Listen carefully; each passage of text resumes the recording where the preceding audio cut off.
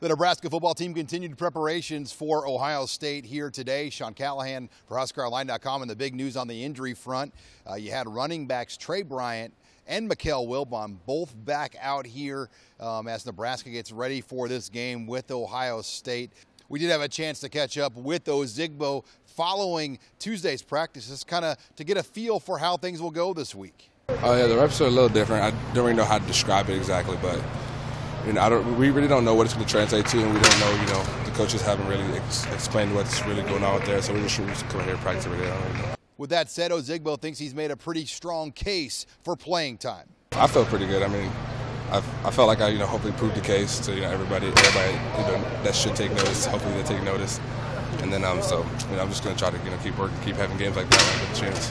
As for the challenge Nebraska faces this week with Ohio State in their offense, Bob Diaco called Urban Meyer the godfather and the creator of today's spread offense in college football. Whether he was one of the founding fathers of spread before people called it spread, I referred to it in the write-up for the players as not a spread offense. I wrote it as the spread offense, and I did it purposefully because Coach Meyer's offense, from Bowling Green to Utah to Florida to Ohio State, has made people famous.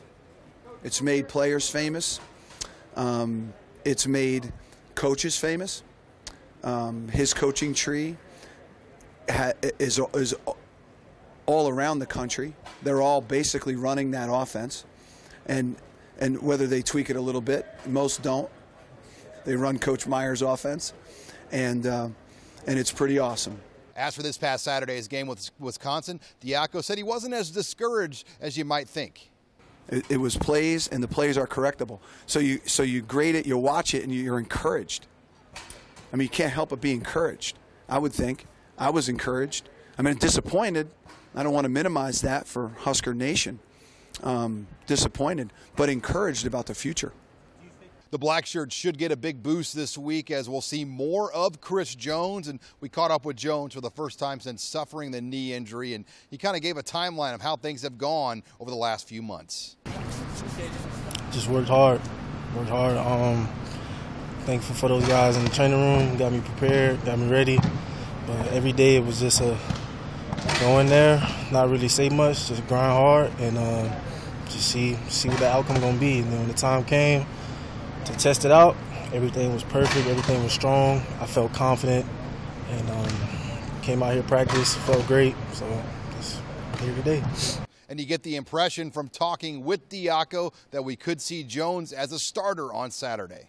Oh, absolutely. Everything that happened with Chris happened by design. We had a plan together as a football family, and it was executed. And it was just the right amount for him. Let's just to get his beak wet, so to speak. And now he's going to be back in the role that most people anticipated, and that is appropriate for this week. Jones doesn't really know what his role will be, but he's hoping he'll continue to take more snaps here as the weeks move on. I expect to play, even if I don't start, I expect to contribute to this team, contribute to my brothers. I mean, I know they miss me out there on the field, and I miss being with them. That was one of my main motivations when I was rehabbing, just getting back out here with my brothers.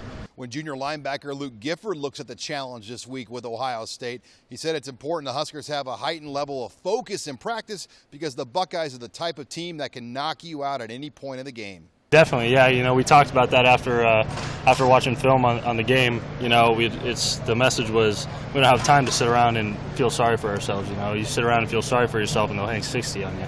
So we really just kind of moved on. Took what we could from the game and ready to put it into work this week. If Nebraska is going to have a chance to win this game, third down is going to be a key moment on offense. No player has been more valuable the last few weeks than freshman wide receiver J.D. Spielman.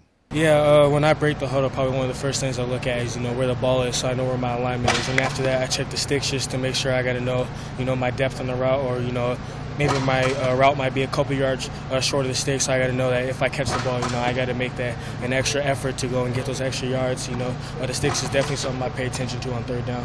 The Huskers will get back to work here again on Wednesday. Reporting with the Nebraska football team in Lincoln, I'm Sean Callahan of HuskerOnline.com.